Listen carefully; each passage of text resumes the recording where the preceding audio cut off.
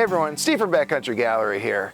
I just got back from Africa, and I'm actually coming to you from my back porch. I was going to do this video in Africa, but kind of ran out of time. But I have left everything in my bag as it was in Africa, so you can see exactly what I take to Africa when I go on a shoot. Now, before we get into the bag though, I want to talk about the places that I was shooting. I was in Botswana, and I was along the Chobe River. I was shooting from boats along the Chobe, and in Chobe National Park from vehicles, as well as the Okavango Delta. And the gear I'm going to show you here will also apply if you're going to places like the Serengeti.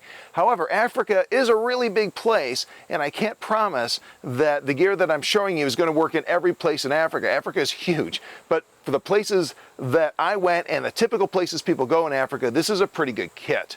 So let's start off with what's in the bag. I'm going to go through all the stuff, the accessories and the cameras and lenses, and then I want to follow up at the end and talk about maybe some alternatives if you don't have the finances to spend a used car price in camera gear. So let's start with the bag itself. Let me show you. This is my Gura gear bag. This is the one I take everywhere. This is the 30 liter. It works really well. It's got double sides. I love how everything lays out. It's relatively lightweight. It's very, very packable. I have a 600 millimeter in here with a hood on it, which is really cool. So this works really well, and it fits into like every overhead bin I've ever encountered, even on those small regional planes. So this works really, really well. So that's the bag. Now let's talk about what's inside of it. Okay, so I'm going to start tearing into the bag here. And the first thing I want to mention though, before I get too deep into that bag, is that I travel very, very light in Africa. We're often on these small prop planes, and there's always these very restrictive weight restrictions in place. So I only take the absolute bare minimum. So there's not a lot of accessories, which is what we're going to start with. And I just try to keep this as minimalist as possible. So let's take a look. So in the first flap here, again, not much here. We'll start with these little sensor cleaning swabs. I have these right here, and these are just your basic sensor cleaning swabs. Africa is very dusty. Sometimes the sensors get some stubborn dust on them.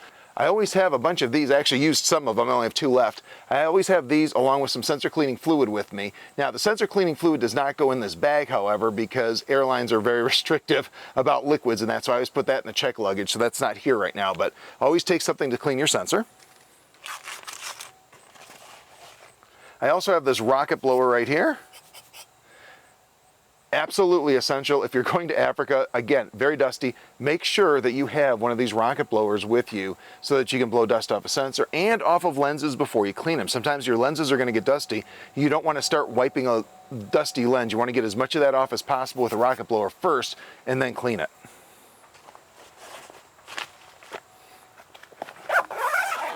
All right, next, let's take a look at some other accessories I have tucked away here. Next, I have a set of body and lens caps right here, and this is because I always lose body and lens caps, and there's nothing worse than having an exposed sensor on one of these mirrorless cameras and not having a body cap for it. And I'm not real happy about losing back lens caps either, so I always make sure I have a spare set of these with me. Next, we have a couple of things in this pouch. The first one are just these memory cards. These are just old SD cards. I always have old SD cards with me. They work in both of my cameras that I have in here.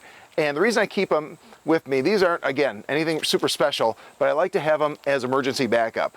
Normally, the way I work when I'm in the field, I'll shoot my images, then I'll come back and I'll back everything up, then I'll reformat those cards once everything is backed up and verified. However, if I have a memory card go bad or I need extra space in the field, I like to have something I can grab and stick in the camera. I have probably more of them here than I need, but they're pretty light.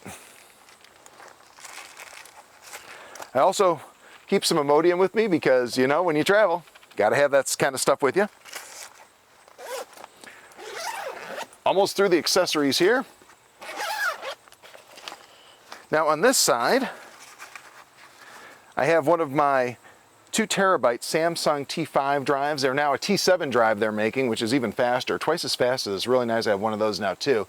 But I have 3 of these that I take with me, and this is where my backups go. One backup when I'm traveling back home goes in this bag here in the Gura gear bag. One goes in my laptop bag, and one is in a zip pocket on my person. When I'm actually like at the hotel or wherever I'm staying, I still always keep one on my person. I usually have one in my camera bag, and then I have another one like in my luggage someplace. So I try to keep this stuff as separate as possible. I also have some Zeiss lens wipes with me. I used quite a few of these in Africa because, again, did I mention it was dusty? I think I did. So I always have these little Zeiss lens wipes. These are very handy to have along, but again, please blow the lens off before you use them. And I also have these handy little, I'll show you here on this video, these off wipes right here. These are very, very handy to have along, just in case you have some mosquitoes. You don't have to have a big spray bottle. There's no gel or anything or liquid that you have to worry about when you're traveling through, airports and stuff. So these are really handy. I have a bunch of these in there. Anytime we saw mosquitoes, which honestly on this trip was like almost never, I could just grab one of these and wipe it on and keep them away.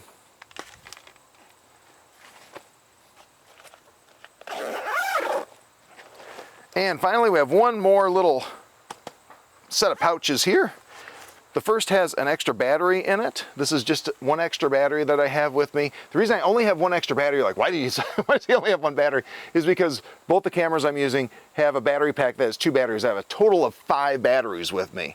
Now I'm pretty confident I could have done this trip with just like 3 batteries, one spare and 1 battery in each camera, and it actually would have been enough. I would have had enough charging capability for that, but I always like to take extra just in case. And with 5 batteries, I'm good for probably the way I shoot and my battery, based on my battery consumption, I'm probably good for at least 3 days, maybe 4 days with those 5 batteries. So that was pretty good. And finally on this side, I just have an extra little lens cap for one of the lenses that's currently hooked up to a body, so that was just as storage there. Hey guys, I was putting the video together and there's a couple of little minor things I wanted to make notes on. This is the first one. And as I was putting the camera bag back together, I noticed that I neglected to tell you about a very critical accessory. It's very simple though. It's just this little wash rag. I always keep a small little wash rag in the bag.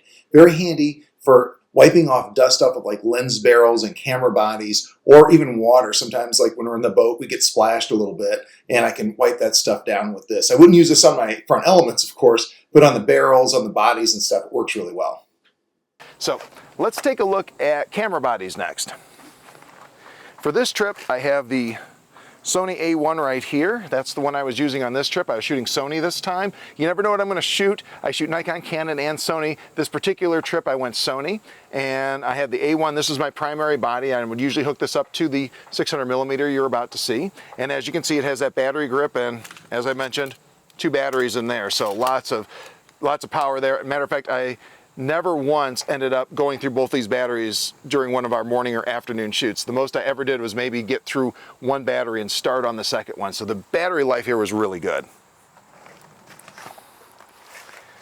The other camera, which is currently hooked up to a lens we'll talk about in a moment, is the Sony A9 Mark II. This is my backup secondary body.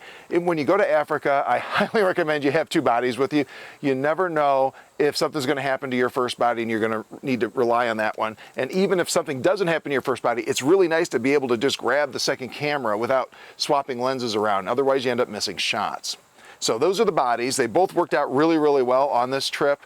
The A1 was absolutely outstanding. I am going to do a review on that. That's one of the reasons it was with me on this trip, because I am working on that review, but really did a really nice job. Now, as far as lenses go, I'm going to just set this down for a second, and we're going to start from the lowest focal length to the longest. So the first one here is the Sony 24-105. Great little lens. I don't use it very much though in Africa. I don't use a lot of stuff that goes into this 24mm to 105 range. This is my least used focal length, and if I had to leave one lens behind, it would be this one. I used it maybe 2 or 3 times. I mean, it was great when I needed it, very handy to have when I needed it, but for the most part, this one stayed in the bag. And will I take it again? Yeah, because I did use it once or twice, but for the most part, not like probably my top lens to recommend. If you did have to leave something at home due to weight or space, this would be the one. Next we have the 100-400. Now this one turned out to be pretty useful to have when you have something that's large at close range, or you have something big like a giraffe or an elephant and you want to get that animal in the environment around it. This lens works really well. When you're closer range, that zoom is super handy. You don't want to be in a situation where you're shooting a prime and you need something maybe 50mm shorter and you just can't get to it. So I really like having, especially on the shorter end, that 100-400 range, I really prefer a zoom over a prime.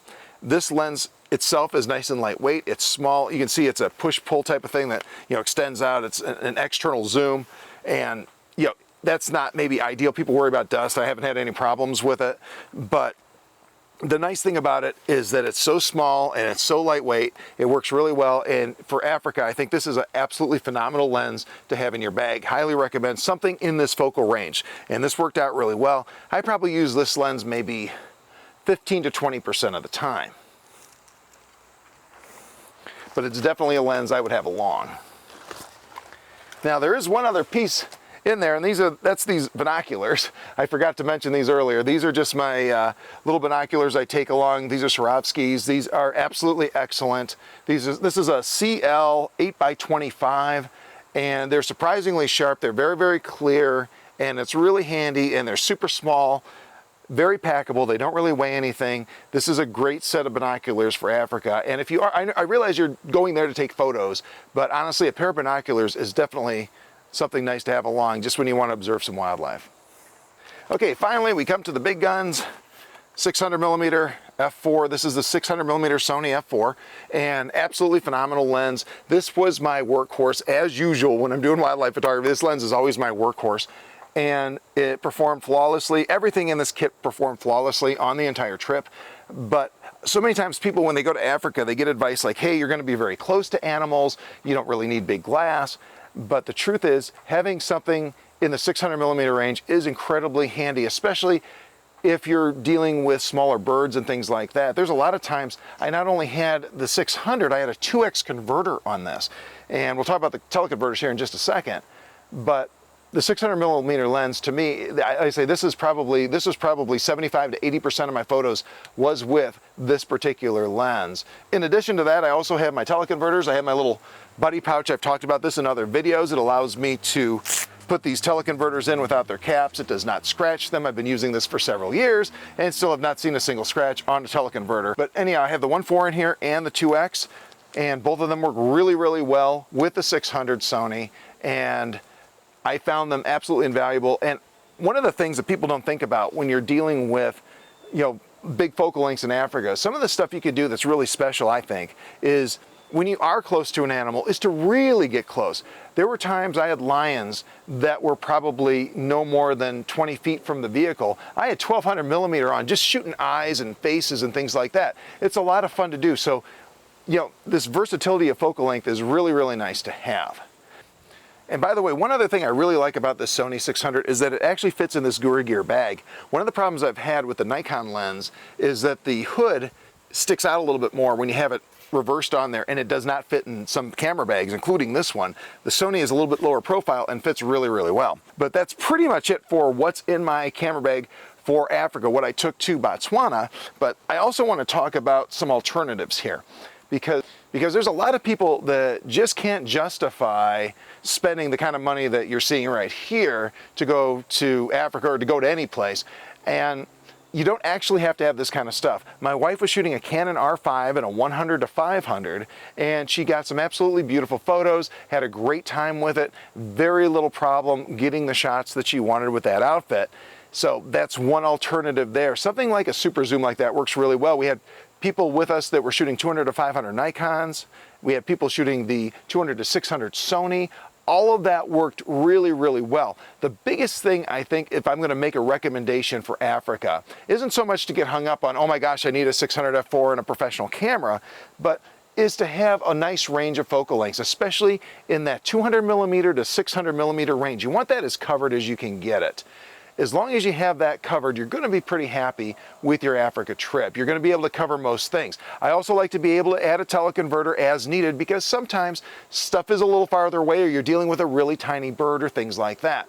But I think the biggest takeaway here shouldn't be that you need thousands of dollars a year to go have fun in Africa, but rather you need focal length versatility. And again, if you're in that 200mm to 600mm range and you maybe have a teleconverter or something mixed in there to get you a little bit longer as needed, you're going to be really happy with your results. All right, this is note number 2, and this isn't so much about what's in my camera bag as what's in my laptop bag, because I think that information might be valuable to you. So I just want to go over that very quickly, very briefly. So obviously there's a laptop. I use a 15-inch MacBook Pro. I also have the charger for that laptop in there. And I also have 2 chargers with me for my batteries. In this case, they're Sony chargers. And I always try to keep those in my carry-ons, but if I only have room for one, I make sure I have at least one in there. I always make room for at least one in my carry-ons, and I'll put the other one in my check baggage if I have to. But I do that in case something happens to the one in the check bags, because I don't want to take a chance on getting there and have no charger at all. So I always take 2 chargers with me. I also have 2 memory card readers with me. A lot of times people don't think of that, but I told you how I work before. I count on being able to offload my images, and if I can't offload those images, it kind of messes up my workflow. So I take 2 memory card readers just in case one of them goes bad. I also have 3 backup drives with me. As I mentioned before, I have a video that talks about my backup strategy. I usually have 2 to 3 of those with me. On a big Africa trip, I definitely had 3 with me on this trip. So that's just a few of the things that are in my laptop bag that I think are probably useful to think about when you're packing. Okay, so that pretty much wraps this up. I hope you found it helpful. I hope if you're traveling to Africa, this has given you a little bit of insight.